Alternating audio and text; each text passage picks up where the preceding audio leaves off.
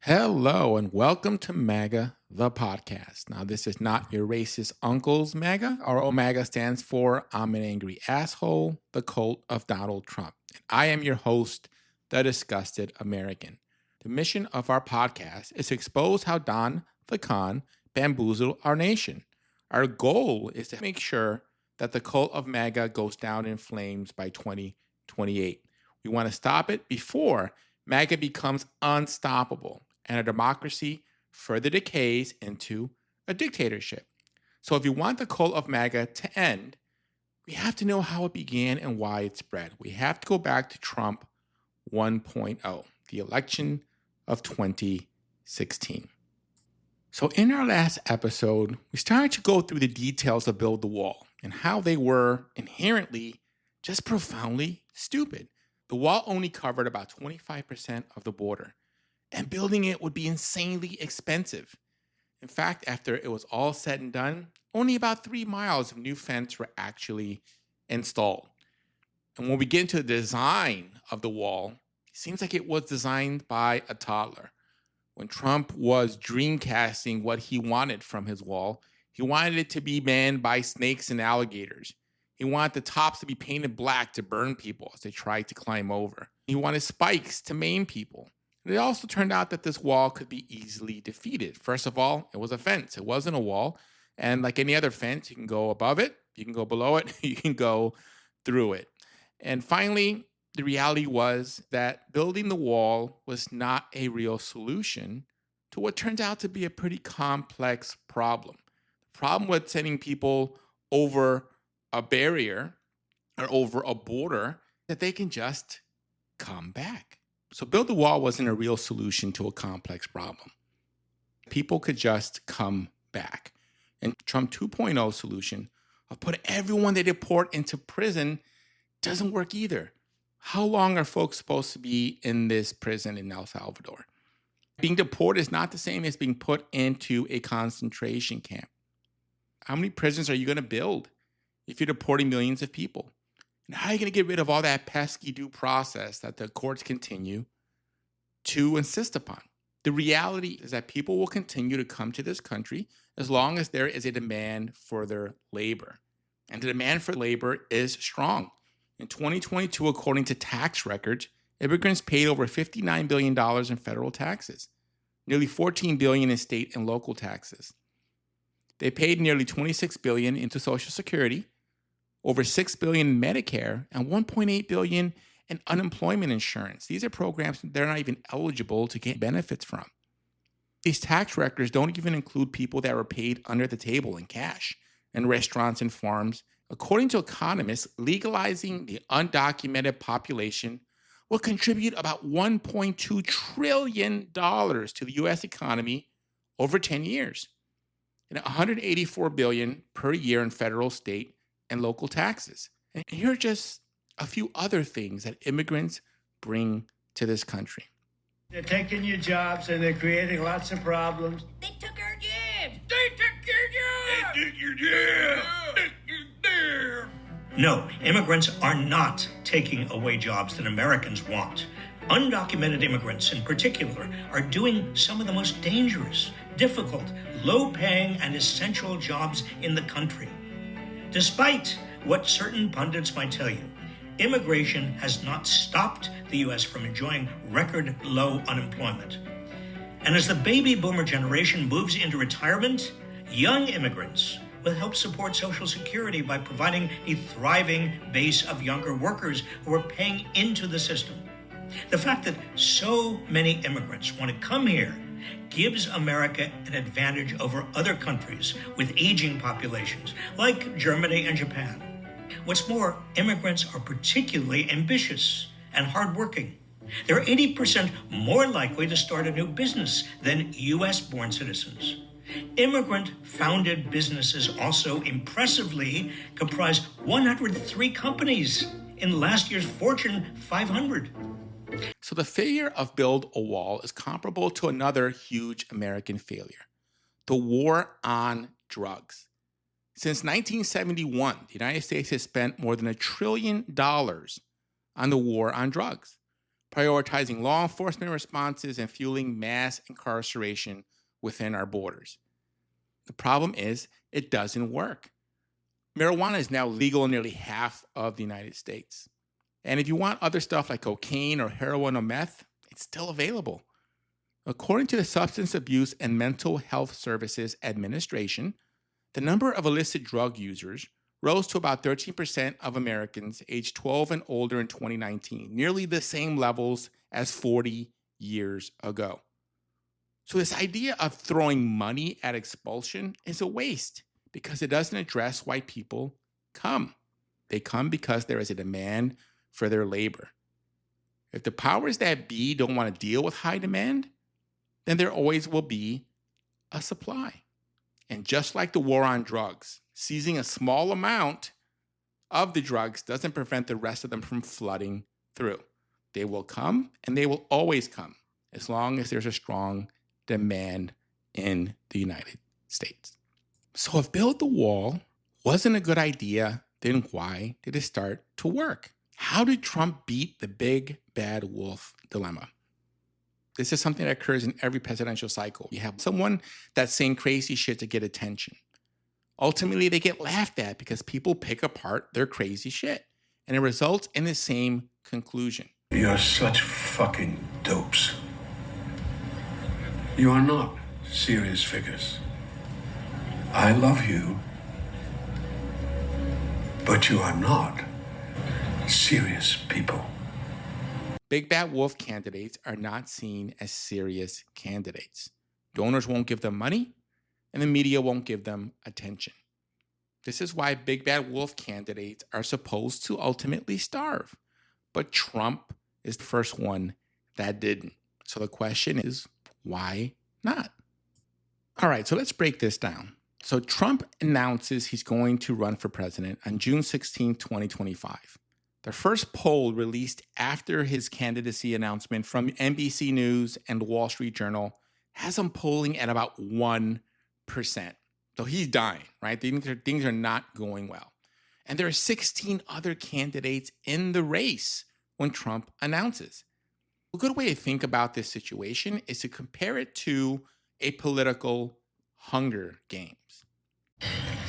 Let the 75th Hunger Games begin. May the odds be ever in your favor. 10, 9, 8, 7, 6, 5. All right, so what the hell am I talking about? How in the world is presidential politics like the Hunger Games? It helps to think about it through this lens. In the Hunger Games, only one person wins. In order to win, you have to kill off all of your rivals. And like in the Hunger Games, when a person dies, all the stuff they have is up for grabs. In the political Hunger Games, we're talking about things like supporters and donors instead of things like weapons and food. Now, the 2016 election was unique because it had a huge field. As I mentioned, 16 other candidates were in the race when Trump arrived. There were a lot of voices. There was a lot of noise. You needed to stand out to be heard. And that's where Build the Wall starts to come together. If you look at this through the lens of a persuasive message, Build the Wall leans heavily on pathos. It leans on emotions. You want a message that's going to elicit strong feelings, not necessarily facts, but feelings, because people talk and are loud and are supportive around feelings more than facts. Facts don't get people excited. They don't get people passionate. They don't get people yelling, but feelings do. So if you look for people who are passionate about getting rid of these illegal aliens that you're painting them out to be, those Mexican rapists that are rampaging through the country, then this message starts to resonate. Now, in this case, he also had, again, looking at the persuasive triangle, a very flimsy ethos claim, right? Credibility claim that he was a real estate developer and he knows how to make things cheap and make them fast. It was bullshit. The wall was incredibly expensive, but this is what he claimed at the time, and some people believed him. Now, in terms of logos, the third part of the persuasive triangle, he pretty much ignored that completely. He didn't really rely or refer to facts and figures, and when he did cite them in terms of build the wall, he just made shit up. He said that there are 32 million illegal immigrants, a number that came from nowhere. It's more like 10 or 11 million, right? But by crafting a strong pathos message, a strong message built on emotion, he was able to cultivate a rabid base of supporters, people who would loudly and proudly support him, while other candidates with quieter bases got lost in the noise. And again, when you are in a political Hunger Games, you need noise and momentum, because running a presidential campaign in the United States is insanely expensive. No money, no campaign. Why? Because in a traditional presidential campaign, you need to have a huge field operation with thousands of people who are operating to wrangle support and votes. In order to get that much money to support that many people, you need to convince donors you have enough support to justify them investing in your campaign. They don't want to back losers, right? If they're going to spend money, they want you to win so they can cash in on those favors. And the numbers we're talking about are staggering. In 2016, Hillary Clinton raised about $770 million for her presidential campaign. Trump ultimately raised about $433 million. But Trump didn't get that at the beginning. Before he got any money from other folks, he needed to stand out before the big money came in from these super donors. So what do you need to win at the political Hunger Games? You really want to know how to stay alive? You get people to like you. Oh, not what you were expecting.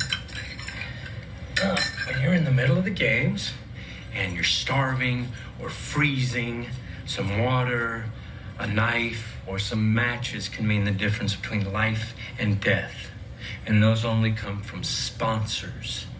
And to get sponsors, you have to make people like you. And right now, sweetheart, you're not off to a real good start. All right, so who liked Trump? Who sponsored him in the beginning so he got food and medicine to survive the beginning of the games? Now, if you have gone through this series, then you know in episodes 2 and 3, we talk about Roger Stone, the Prince of Darkness. He provided Trump with just enough food and water to survive the beginning of the Hunger Games. He gave his campaign just enough organization to not implode. So Roger Stone and his dirty tricks approach to politics are just what Trump needed to survive that first wave of tributes dying during the Hunger Games. So again, go back and review those Prince of Darkness episodes if you want to get the skinny on Roger Stone. But Stone helped Trump become Katniss with a comb over. And the first weapon that they were able to get their hands on was this Build the Wall promise. It was designed to attract the first wave of diehard supporters, people who feared and hated immigrants. And in the United States of America, fearing and hating immigrants has a long and storied history. Let's take a minute to look back on the history of the fear of immigrants and refugees in America. In the 1750s, Benjamin Franklin warned that German immigrants were too stupid to learn English, and therefore the preservation of the English language was at risk if German numbers increased. And yet hundreds of thousands of Germans became the backbone of agriculture in the Midwest, settling in Texas and the Dakotas. In fact, Germans popularized the idea of decorating a tree at Christmas or painting eggs at Easter, and those are still fun things we do now. In the 1840s and 50s, the Know Nothing Party came about as an anti-immigration force against Irish Catholics because they had a huge fear of the Catholic Church. They literally thought they were controlled by the Pope and would destroy America's Republican values. Americans, afraid of Christians. In the 1870s and 80s, at the same time that the Statue of Liberty is being used to show freedom, independence, and the end of slavery, the Chinese Exclusion Act is created, which inhibits all immigration of Chinese laborers. Animosity towards the Chinese began in the post-Civil War economic decline, with many politicians blaming the Chinese for depressed wage levels. Ironically, many of the negative voices were Irish immigrants who just decades before had been discriminated against as well. Again, in the late 19th century, fears of immigrants from Southern and Eastern Europe arise, surprised because they're coming from anarchist and communist communities, and Americans worry that this will undermine a democratic society and its institutions. Because of this, new quota laws are passed stopping immigration from some countries. During World War II, Japanese immigrants and their American-born kids were put into internment camps because there was a fear that they were spies or conspiring against the government. But later they found out that none of this was true, and in fact it was mostly just based on racism. 62% of the internees were actually American citizens, and it was just fear that created a harsh discrimination that affected generations to come. At this same time, many other immigrants were suspected to be spies as well, and as a result, those who were fleeing the Nazis were turned away and denied protection. Anti-Semitic sentiments even caused America, Cuba, and Canada to turn away the SS St. Louis that was carrying 1,000 Jewish refugees. Nearly a quarter of them would later die in death camps during World War II. In the 1980s, large numbers of Cubans started to immigrate to America, but there was actually a serious, genuine concern that coming from a communist country, they would be unable to understand democracy. Even Cubans who had come generations earlier, prior to Cuba becoming communist, were worried about these new Cubans coming in, and they thought that it would undermine the work that they had done in America. You see, there's often the fear that immigrants are too culturally different to intermix into our societies, or that they're going to steal your jobs, or that they cause a national security threat. But these things have been said about every major immigrant group. And in fact, when we look at history, we see that the opposite is true. Now people are saying, but Mitch, they don't even speak English. Well, neither did most immigrants hundreds of years ago. In fact, the founding documents were also published in German to accommodate those populations. And in most of the 19th century, public schools across the entire country used languages other than English. And it took several generations for communities to use predominantly English. So effectively tapping into immigrant fear can help you secure a rabid core base. It provides you with the food, the water, and the weapons you need to survive the beginning of a political Hunger Games. So how did Trump and Stone take this blunt stick of building the wall and turn it into a sharp spear? Here's the twisted beauty of build the wall, right? It's meant to trigger people to have an emotional reaction. Like most things, this was not Trump's idea. The architect of the policy, Sam Nunberg, told Business Insider that the lack of subtlety of build the wall is exactly the point. And I quote, "The wall in 2016 was symbolic of Donald Trump.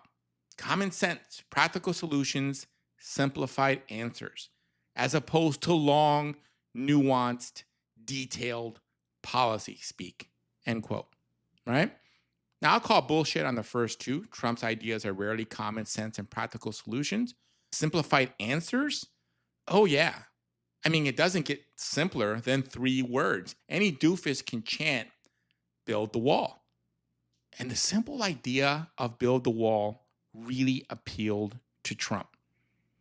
But what made build the wall go from good to great in terms of its emotional appeal was the promise that Mexico would pay for it. Here's the kicker about that idea, the idea that Mexico would pay for it. When Trump was putting together this speech, it wasn't part of the notes. When he said during his speech, "I will build a great, great wall on our southern border. I will make Mexico pay for that wall. Mark my words," that was off the cuff. Trump just said that on the spot and changed the course of history. With Mexico will pay for it. It turned from a promise into a threat. This is where the age of threat politics, the age of retribution, the age of revenge that Trump encapsulates so fully really began. So in this episode, we began to unpack Trump's first big lie, build the wall. It was a bold claim that hit a nerve with a passionate voter base, people who fear and hate immigrants. It was never meant to work, but it became core to Trump's brand of campaign promises. Simple, emotional, vindictive. It also happened to be highly effective in the specific context of the 2016 Republican primary race. With 16 other candidates and this Hunger Games kind of situation, everyone's trying to stand out from the crowd, everyone's trying to survive. How do you get attention? You say something that hits an emotional button. And Trump zeroed in on immigration, which happened to have a double bonus aspect to it. People that fear and hate immigrants will loudly support you. People that support immigrants will loudly denounce you.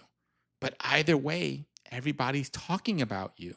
So you start to stand out in a noisy room. You create a situation of heads, I win, tails, you lose. On the next episode, we're going to explore how did Trump get so strong so fast? How did his voice amplify so quickly and enable him to dominate his rivals? Because within 1 month of entering the 2016 race, Trump went from polling at 1% to leading the Republican field. That's never happened before. The big bad wolf never became the main character of the story. I mean, imagine if the big bad wolf ate Little Red Riding Hood in the middle of the story and then went on a murderous rampage. It's a very different bedtime story. It's great if your kid's a psychopath, but not so great for anybody else. So how did Comb Over Katniss get his bow and arrows? We'll take a look at that next week. So that's all we've got for this week. If you want to help out the channel, please subscribe or follow on your favorite podcast platform and tell your fellow disgusted Americans where to find us so they can give us a listen. If you have a moment, please leave us a rating on your platform so more folks can find the show. Leaving a rating really helps. So if you have a second, if you like the show, if you want more people to find it, please leave us a rating. New episodes drop on Wednesday. Appreciate you tuning in. Have a great night, folks. Talk to you soon. Ciao, Bacalao.